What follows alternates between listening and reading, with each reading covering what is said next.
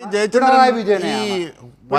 വലത് ആശയങ്ങൾ കോൺഗ്രസ് UDF ആശയങ്ങൾക്ക് പ്രാധാന്യം നൽകിക്കൊണ്ട് വസ്തുതകളെ മറച്ചുവെച്ച് കൊടുക്കുന്നു എന്നത് മാത്രമല്ല മാധ്യമങ്ങളുടെ ദൗത്യമായി ഇപ്പോൾ കാണുന്നത്.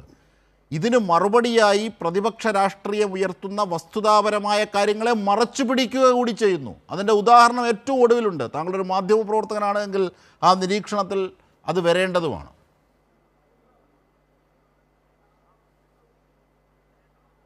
അല്ല, ഞാനതിലേക്ക് വരികയായിരുന്നു അജിംഷാദെ. ഈ ഇന്നലെ പിണറായി വിജയനെ ഡൽഹിയിൽ അദ്ദേഹം പിന്നെ AKG ഭവനിലേക്ക് പോകാൻ കാറിലേക്ക് കയറുമ്പോൾ ഈ പിന്നെ അദ്ദേഹം തന്നെ പറഞ്ഞ ഭാഷയിൽ ഈ കോലും കൊണ്ട് ചെന്നു.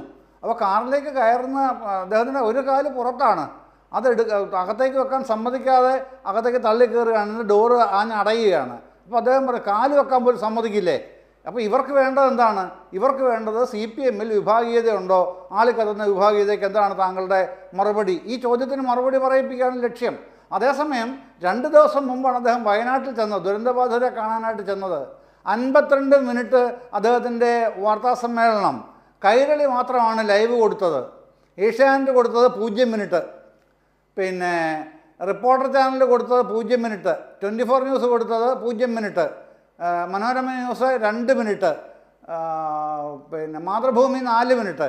ഇങ്ങനെയാണ് പരമാവധി കൊടുത്ത ആ ദൈർഘ്യം ആ വാർത്താ സമ്മേളനത്തിൻ്റെ. എന്താണ്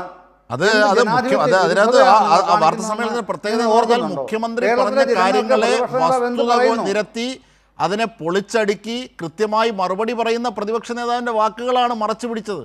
അതുകൂടി പറയണം ശ്രീ ജയചന്ദ്രൻ. അല്ല, അതുകൊണ്ടാണ് മാധ്യമങ്ങളുടെ ഈ പ്രിവിലേജ് നിങ്ങൾക്ക് കിട്ടുന്നത് കൊണ്ടാണ് അത് മുഴുവൻ മറച്ചു പിടിച്ചത്. പക്ഷേ ജനങ്ങൾക്കറിയാനുള്ള അവകാശമുണ്ട്. അജിംഷാദ് ആദ്യം സൂചിപ്പിച്ചല്ലോ, മുൻ പ്രതിപക്ഷ നേതാവിൻ്റെ ഇപ്പോഴത്തെ മുഖ്യമന്ത്രിയുടെ അദ്ദേഹം ഒന്ന് തുമ്മിയാൽ ആ തുമ്മലിൻ്റെ ആഘാതത്തിൽ അന്നത്തെ സർക്കാർ തെറിച്ചു പോകും എന്ന് വ്യാഖ്യാനിച്ചവരായിരുന്നല്ലോ പിന്നെ മാധ്യമ പടുക്കളെല്ലാം അന്നത്തെ എല്ലാം ലൈവായിട്ട് തന്നെ എല്ലാം കാണിക്കുന്നത്. ഇവിടെ വളരെ പ്രധാനപ്പെട്ട ഒരു ദുരന്തം ഉണ്ടാകുമ്പോൾ അതേ സംബന്ധിച്ച് കേരളത്തിലെ പ്രതിപക്ഷ നേതാവ് പറയാനുള്ളത് എന്താണ്, അദ്ദേഹം വാർത്താസമ്മേളനം നടത്തി പറയുന്നത് എന്താണെന്ന് അറിയാൻ കേരളത്തിലെ ജനങ്ങൾക്ക് അവകാശമുണ്ടെന്ന്. ആ അവകാശമാണ് നിഷേധിക്കപ്പെടുന്നത്.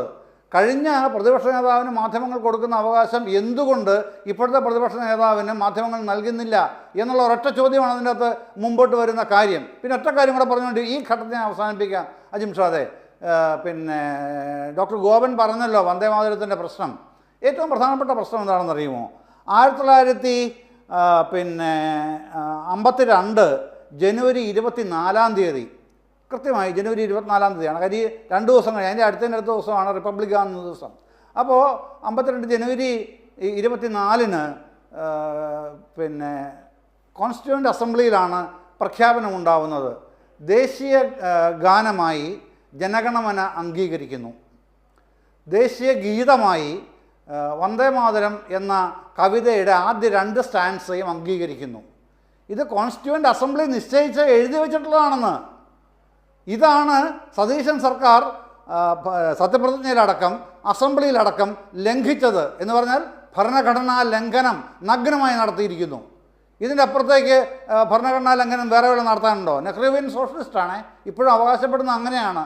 നേരത്തെ അങ്ങനല്ല അവകാശപ്പെട്ടത്, യഥാർത്ഥ ഇടതുപക്ഷം ഞങ്ങളാണ് എന്നാണ് തെരഞ്ഞെടുപ്പ് കാലത്ത് മുഴുവൻ അവകാശപ്പെട്ടത്. അതിപ്പോൾ ഏതായാലും മാറ്റി, ഇപ്പോൾ നെഹ്റുവിയൻ സോഷ്യലിസ്റ്റായി. എന്നിട്ട് ഇപ്പോഴോ ഈ ഭരണഘടനാ ലംഘനത്തിന് എന്താണ് മറുപടി ഉള്ളത്? ഓരോന്നിനും രാജേന്ദ്ര മണ്ഡലത്തിന് മറുപടി പറയാൻ കഴിയില്ല എന്ന് എനിക്കറിയാം. പക്ഷേ ഈ വിമർശനങ്ങളൊന്നും ഉന്നയിക്കാതെ പോകാൻ കഴിയില്ല, അതാണ് കാര്യം.